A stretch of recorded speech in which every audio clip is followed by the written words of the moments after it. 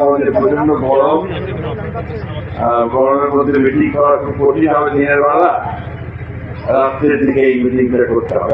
তাহলে আমরা ঠিক এই মার্কেটের আগে একটা করি, মার্কেটের পরে একটা করি, কারণ এই মিটিং গুলো আমাকে একটু ভিন্নভাবে আপনাদের সামনে যোগাযোগ করতে চাই। আমরা যখন বড় মিটিং করি আপনাদের সঙ্গে কিন্তু সরাসরি আমার দেখাও হয় না, যোগাযোগ হয় না। আর গত 15 বছরে আপনাদের সঙ্গে আমার খুব কম দেখা হয়েছে, তাই না? কারণ আপনারা সবাই জানেন যে 15 বছর আমাদেরকে শান্তিতে থাকতে দেয় না। আপনাদের এই এলাকার একজন ভাই, তাকে ইতিমধ্যে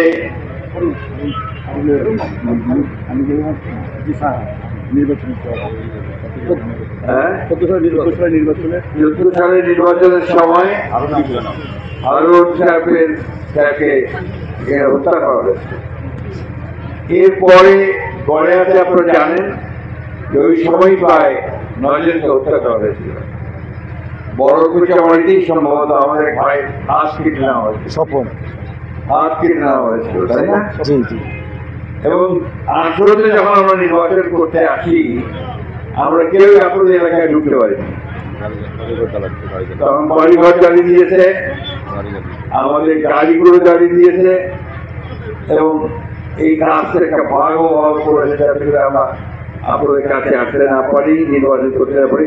আপনারা ভোট কেন্দ্রে দিতে পারেননি, তাই না? জি, দিচ্ছেন নাকি? আপনারা ভোট দিচ্ছেন? গত 15 বছরে ভোট দিচ্ছেন? ছেলেরা তো পারেনি, যাতে আপনারা ভোট তখন হয়েছিল, এখনো ভোট দিতে পারেনি। ফলে আমার ইচ্ছা ছিল যে আমি আপনাদের সঙ্গে নিজে মাটিতে বসেই আগে যেমন কথা বলছি সেইভাবে কথা বলবো। কিন্তু এরা যে বৃষ্টির কারণে একটা পানি জমেছিল, কিছু করে করছে, যার ফলে হয়তো একটু অন্যরকম হয়ে গেছে ব্যবস্থাটা। আমি আজকে একদিন পরে আপনাদের সামনে কেন আসলাম? আমি কিন্তু আজকে আপনাদের কাছে ভোট চাইতে আছি।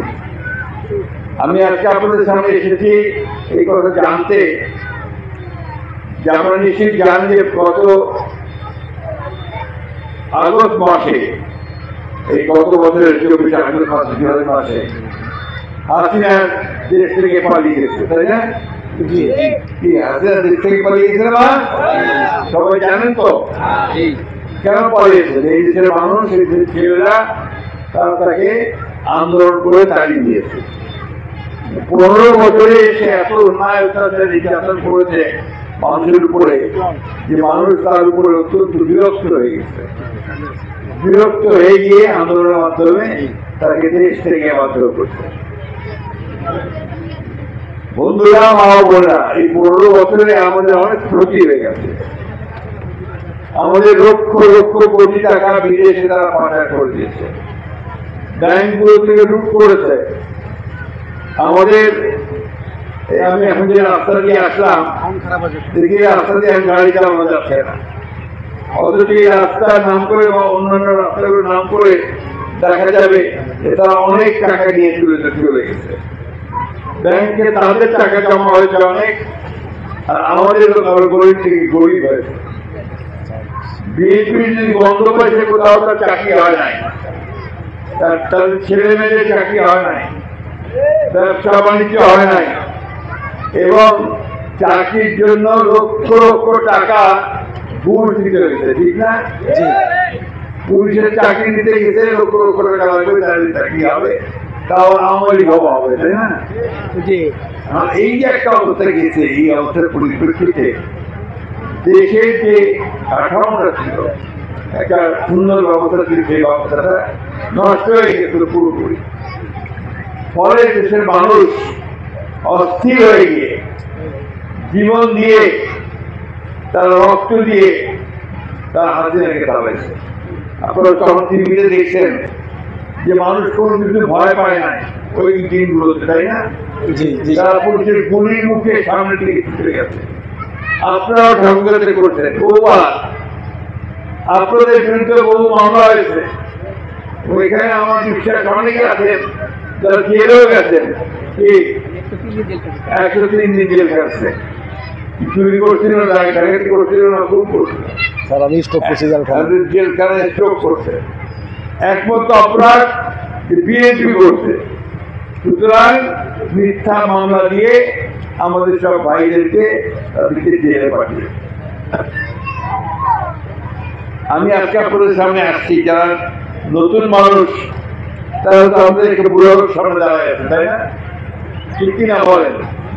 কিন্তু আমি যখন আগে গত সময় আসি তখন কিন্তু আমি অনেক যুবক ছিলাম।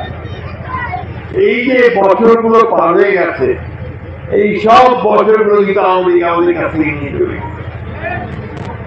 আমাদেরকে, তাই না? মনে আছে ভাইয়েরা?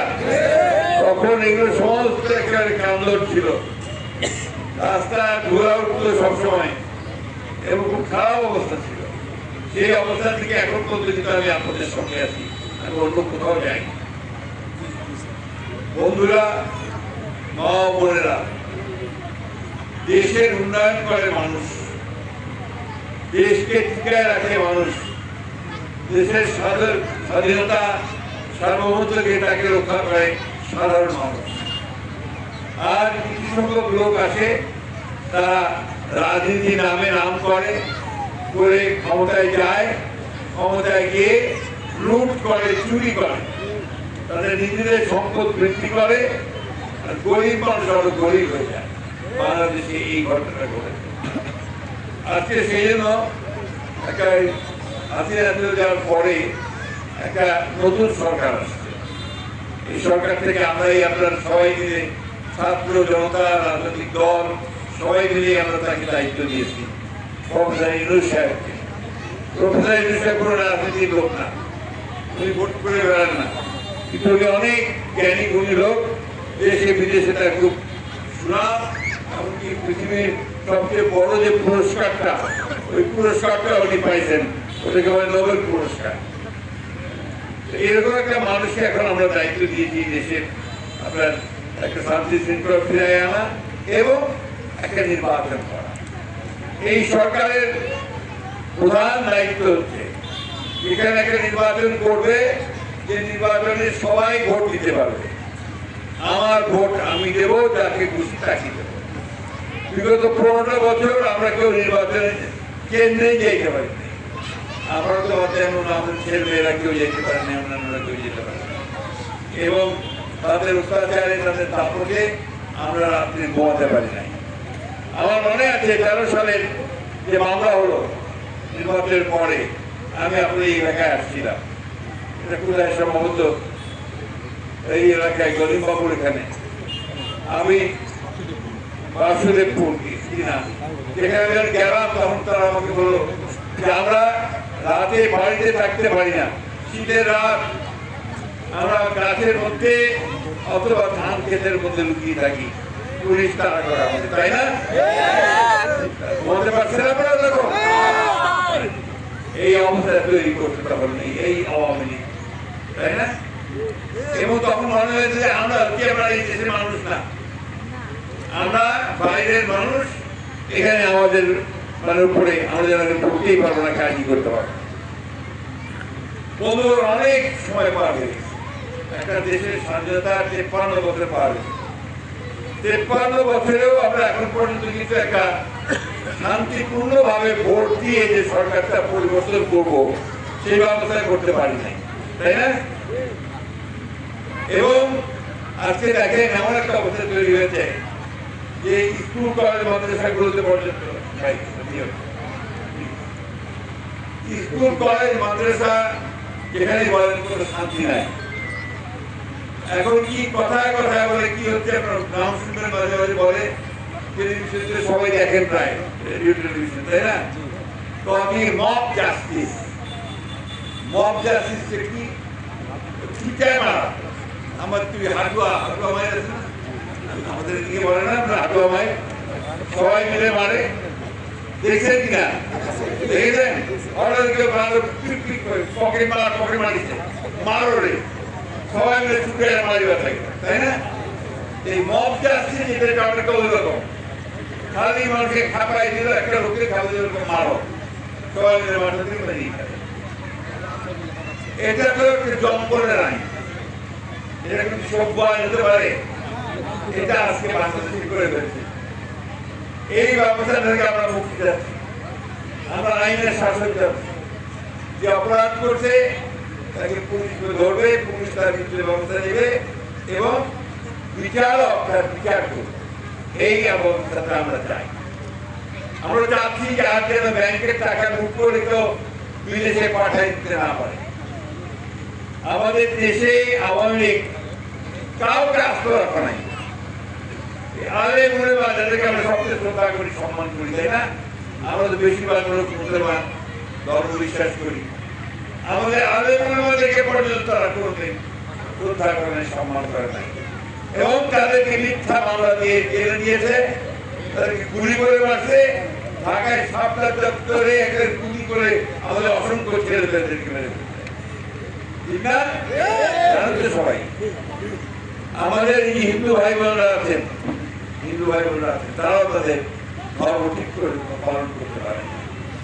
আমাদের মহিলারা আমরা নিরাপত্তা বোধ করে না, রাস্তায় বাড়িতে ভয় পায়, কি জানি কি বিপদ আছে। এই অবস্থাটা তৈরি করেছে আওয়ামী লীগ। আজকে আওয়ামী লীগ এমন একটা অবস্থা তৈরি করেছে যে অবস্থা থেকে যদি আমরা বের হতে না পারি তাহলে আমাদের এই দেশটাই আর থাকে। এই জন্যই আমরা একটা বলছি যে পরিবর্তন করা দরকার। পরিবর্তনের কাজটা শুরু হয়েছে। আমি সোজা হিসাব করে কথা বলি, এখানে তো আমাদের সব সাংবাদিক ভাইদের সামনে দিয়েছে, বড় বড় ক্যামেরা সব সামনে আসছে।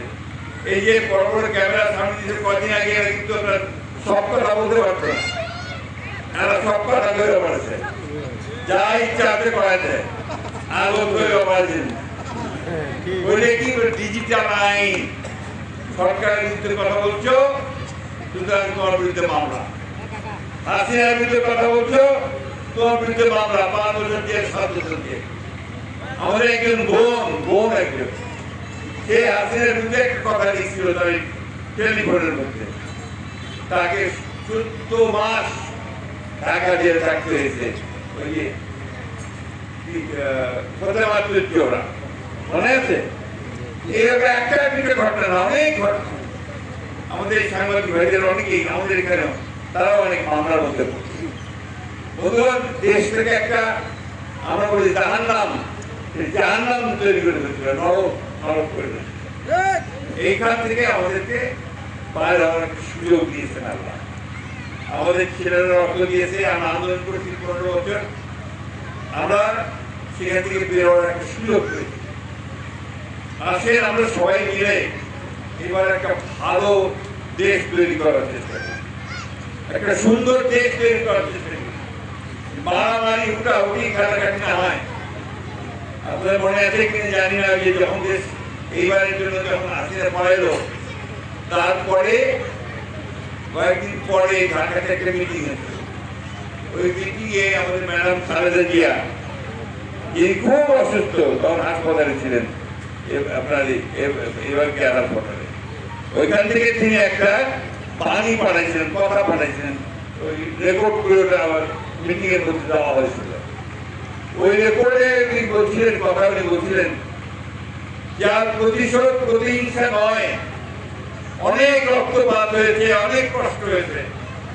আসেন আমরা এখন সবাই মিলে আনন্দের সঙ্গে ভালোবাসার মধ্য দিয়ে দেশটাকে গড়ে তুলি। বিরাট কথা। এত কিছুর পরে ওটাকে 6 বছর জেল কাটতে হয়েছে এই দেশের খালেদা জিয়া। মিথ্যা মামলা দিয়ে তাকে 2 বছর ওই আপনার ঢাকার কেন্দ্রীয় কারাগার কেরানীগঞ্জের, এখন তো কেরানীগঞ্জ, আগের থেকে নাজিমউদ্দিন রোডের একটা পুরানা বাড়ির মধ্যে রেখে দিয়েছিল। মানুষ থাকতো না ওইখানে, ইঁদুর দৌড়াদৌড়ি করতো, ওইখানে বেগম খালেদা জিয়াকে হাসিনা। এবং সেইখান থেকেই তার অসুখ শুরু হয়। 2 বছর সেখানে ছিল, লিভারের অসুখ তৈরি হয়। তারপরে যখন করোনা শুরু হলো, তখন তাকে ওইখান থেকে তুলে পিটি হাসপাতালে, সেখানে আবার 2 বছর। ওইখানে 2 বছর থাকার পরে তারপরে আবার আপনার বাসায় নিয়ে আসলো তাকে, 2 বছর গৃহবন্দী, ঘর থেকে বাইরে পারলো না। এই অবস্থায় এত কষ্টের পরেও ওইখান থেকে তিনি বললেন আর প্রতিহিংসা না, প্রতিশোধ না, আমাকে কষ্ট দিয়েছে ঠিক আছে, তোমরা নতুন একটা বাংলাদেশ তৈরি করো, একটা ভালোবাসার বাংলাদেশ তৈরি করো, সবাই যেন সুখে শান্তিতে সমৃদ্ধ থাকতে পারে, এই ধরনের একটা বাংলাদেশ তৈরি করো। সেই কথাটা আমি আপনাদের সামনে বলতে, এই কথাগুলো নিয়েই আসছি। আমাদের অনেক বয়স হয়ে গেছে, আপনি দেখতে পাচ্ছি কিছু আগেই বললেন না যে আমাকে আগে যখন আপনারা দেখছেন তখন আমাকে চ্যানেল দিতেন না, চ্যানেল আছে পুরো আগে, ঠিক না? কয়েকদিন পরে হয়তো চলে যাবো আল্লাহর কাছে। আমরা বাংলাদেশকে একটা সুন্দর দেশ দেখতে চাই, আমরাও দেখতে চাই আমাদের ছেলেরা যারা সামনে আছে, এখানে আমাদের মা বোনেরা এখানে আছে, তাদের এমন একটা দেশে থাকতে যে দেশের তারা শান্তিতে থাকতে পারে, অশান্তিতে যেন তাদেরকে কষ্ট না করতে হয়, মিথ্যা মামলা তাদেরকে যেন জেলে যেতে না হয়, তাদেরকে যেন ফাঁসি ধরে ঝুলতে না হয়, তাদেরকে যেন কেউ মিথ্যা প্রচার দিয়ে খুন করতে না পারে। বন্ধুগণ, এই কথাগুলো আমরা আপনাদের সামনে বলতে আসছি। আমি আরেকটা কথা বলে আসছি, আমাদের মনে আছে 18 সালের নির্বাচনের কথা, মুরব্বীদের মনে আছে নিশ্চয়ই, কি ভাব কাণ্ড, কাউকে বাড়ি থেকে বাইরে হওয়া যায় না, বোমা মারেছে, মুখ করেছে, হঠাৎ করে আমাদের হিন্দু ভাইয়ের এক বাড়িতে আগুন লাগাই দিল, মনে আছে আমাদের? আগুন লাগাই দিয়ে দোষ দিল কাদেরকে? আমাদেরকে। আমরা আমাদেরকে আসামি করবো, মনে আছে আপনার?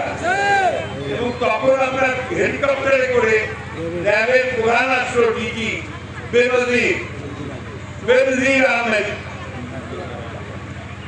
এই বেনজির আহমেদ এখন কি গণহত্যা, ওই বেনজির আহমেদ এখন কি আয়না ঘরে রাখেন, যে মানুষকে খুন করে করে নিজে হত্যা করতে তার আসেন, এখানে আসলো আমাদের মনে আছে কেন বলেন না? এই চক্রান্ত তারা করেছে আমাদের পক্ষে। আমরা পরিষ্কার করে বলতে পারি আমাদের হিন্দু ভাইদেরকে, বারবার বলছি, আবারও বলছি, আমরা কোনোদিনকে আপনাদেরকে দূরের লোক মনে করি নাই, আলাদা মনে করি নাই, ভাই মনে করেছি, হাজার হাজার বছর ধরে এখানে একসাথে বাস করেছি, কোনদিন আমাদের ঠাকুর কাছে কোনো গোলমাল হয়নি। এই গোলমাল করে ক্রিয়েট করেছে আমাদের, কিছু মনে করবেন না ভাই, আমরা বলতে বাধ্য হচ্ছি রমেশ বাবু, উনি এই পার্থক্যটা সৃষ্টি করে দিয়ে, তারা কিন্তু কোনো আমাদের মধ্যে বিভেদ ছিল না। আমরা রাজনীতি করছি, আমরা কেউ বিএনপি করছে, কেউ আওয়ামী লীগ করছে, কেউ জামাত করছে, কেউ জাতীয় পার্টি করছে, ঠিক না? কিন্তু কোন বিভেদ কি ছিল? আমরা নিজেরা কোনদিন মারামারি করি নাই। এই 15 বছরে আওয়ামী লীগ এই দেশটাকে একটা সংঘাতের দেশ, একটা মারামারি দেশে পরিণত করেছে। এখান থেকে আমরা বার হয়ে আসতে চাই। আমরা আমাদের ছেলেমেয়েদের একটা নিরাপদ একটা বাংলাদেশ দিতে চাই, আমাদের ছেলেমেয়েদেরকে আমরা একটা শান্তিপূর্ণ বাংলাদেশ দিতে চাই, আমাদের মা বোনদেরকে আমরা একটা নিরাপত্তা দিতে চাই। আমাদের হিন্দু ভাইরা সবসময় কথা মনে করে যে এটা আমাদের দেশ, এই কথাটা আমরা তাদেরকে বারবার ওই নিরাপত্তাটা দিতে চাই। খুব চেষ্টা করেছি এইবার 5ই জুলাই আগস্ট, তারপরে খুব চেষ্টা করেছে আমাদের অনেক হিন্দু ভাইদের বাড়িতে আগুন লাগাচ্ছে, করছে না? তারাই লাগাই দিচ্ছে, লাগাই দিয়ে ওই সময় আমাদের সমস্ত বিএনপির লোকেরা আপনাদের বাড়ি ঘর পাহারা দিতে দেয় নাই, মন্দিরগুলো পাহারা দিতে দেয় নাই, আমাদের ইউনিটের সমস্ত লোকেরা নেমে গেছে, নেমে সব পাহারা দিচ্ছে। এটা বিএনপি করেছে, আর বিএনপি বিশ্বাস করে যে এই দেশে হিন্দু মুসলমান বৌদ্ধ খ্রিস্টান সবাই একসাথে বাস করবে, এটা তাদের সকলের দেশ। 1971 সালে আমরা যুদ্ধ করি, অনেকেরই মনে থাকার কথা, অনেকে আছেন কিনা জানি না, তখনও সেই যুদ্ধ কিন্তু আমরা একসাথে করেছি। তখনও কিন্তু ওই পাকিস্তানিরা কায় হিন্দু কায় মুসলমান দেখে নাই, কায় বলে মুক্তি তাকে মারো, তার বিরুদ্ধে মামলা করো, তাকে কেস দাও, তাকে জেলে দাও। আমরা তারা করতে না মেরেই ফেলতে আপনার ট্রেন করে মেরে ফেলতে, মনে আছে? মা বোনেরা কেউ বাড়িতে থাকে, সব পালাই গেছিল। আমরা নিজেরাও পালাই চলে গেছিলাম কারোর বাড়ি থেকে, সেই গ্রামের বাড়িতে গেছি, গ্রামের বাড়ি থেকে পালাই চলে গেছি। শেষ পর্যন্ত ইন্ডিয়া পাড়ায় চলে গেছে, যুদ্ধ করেছে দেশটাকে স্বাধীন করার জন্য। স্বাধীন হয়েছে, স্বাধীন দেশে আমরা যেটা পাইনি সেটা হচ্ছে যে আমরা আমাদের অধিকারটাকে পাইনি। বন্ধুগণ, আপনাদের আমি মনে করে দিতে চাই, এখানে বেশিরভাগ মানুষ আছে যারা ইসলাম ধর্ম বিশ্বাস করেন, তারা বিশ্বাস করে যে এখানে আমাদের ধর্ম, এটাকে আমরা মূল্য দিই। হিন্দু ভাইরা তাদের ধর্মকে মূল্য দেয়, তাই না?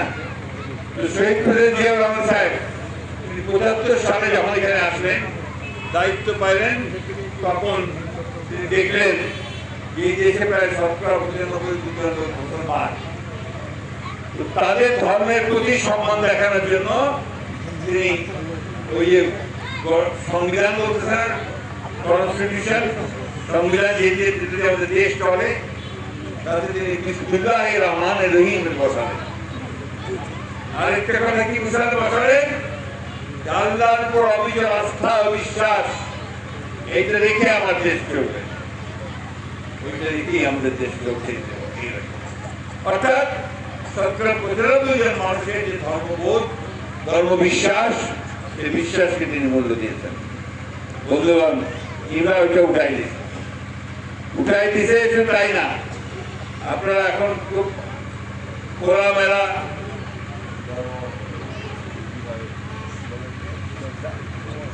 ওয়াজ মাহফিল হয়, তাই না?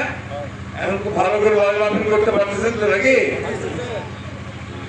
৫ তারিখ আগে তা করা যায়, কইলেই ওদের মাঠে পাঠিয়ে দিতে হবে, এইটা এটাই কথা বলা যাবে, ওই কথা বলা যাবে, করাই যেত না, বলাই যেত। কবে যে আলেমদেরকে জেল ঢুকেছে, আমি মহিলা সাহেব থেকে শুরু করে, আদায় সাহেব থেকে শুরু করে কেউ ভাব করে না, এটা এরা করেছে। বন্ধুগণ, এরা হিন্দুদের মন্দির ধ্বংস করেছে, খ্রিস্টান ভাইদের আপনার গির্জা ধ্বংস করেছে,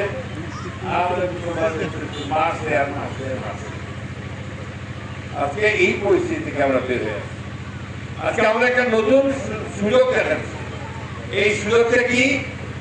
এবার আমরা ভোট দিব, এইবার ভোট দেওয়ার কেউ বাধা দিবা পারবে পাবে?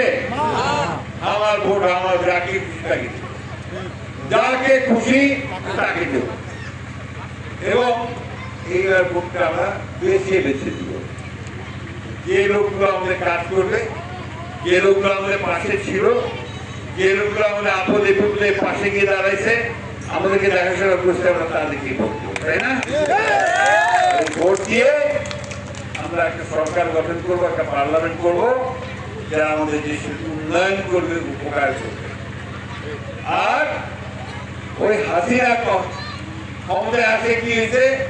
আসে গোটা পরিবার টাকা নিয়ে, গোটা বাংলাদেশে হাসিনার পরিবার ছাড়া পুরো পরিবার ছিল।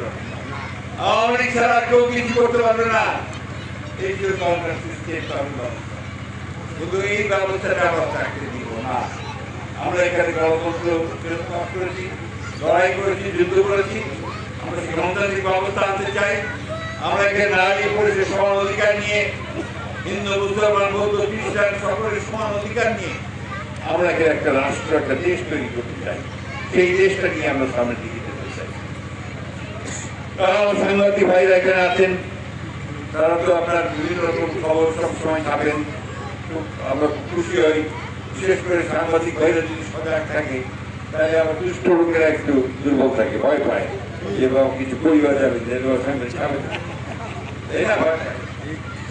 এখন আমার একটা প্রশ্ন দেখা দিয়েছে, খবর কাগজে আসতে আসতেই আমি খবর কাগজে দেখলাম যে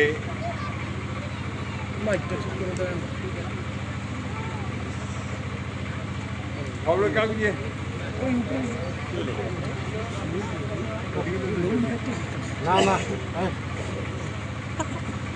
হ্যালো, মাইকেল লোক কে আছে? চট্টগ্রামে ওই পাশে বাংলাদেশে মিয়ানমার যেটাকে বলে, ওখানে খুব যুদ্ধ চলতেছে। একটা আরাকান আর্মি, আরাকান একটা দেশ, তার একটা সেনাবাহিনী তৈরি করতে, তারা স্বাধীন হবে। ওই বার্মার বিরুদ্ধে তারা যুদ্ধ করছে। এই আরাকান আর্মিটা এমন একটা জায়গায় আমাদের পার্বত্য চট্টগ্রাম, আমাদের চট্টগ্রামের পাশে লাইন ধরে আছে। আমাদের দেশে তো আপনারা জানেন ওইখান থেকে রোহিঙ্গা বাইরে আসছে, প্রায় 10 লক্ষর উপরে রোহিঙ্গা আমাদের দেশে প্রায় 10 বছর ধরে আছে। বার্মা থেকে তাদেরকে তাড়াই দিয়েছে, আমাদের দেশে আছে। আমাদের গত সরকার, আওয়ামী সরকার ওদেরকে দেশে ফিরানোর জন্য কোনো চেষ্টা করে নাই। ওদেরকে দেশে ফেরানোর জন্য যে আন্তর্জাতিক চেষ্টা করা দরকার,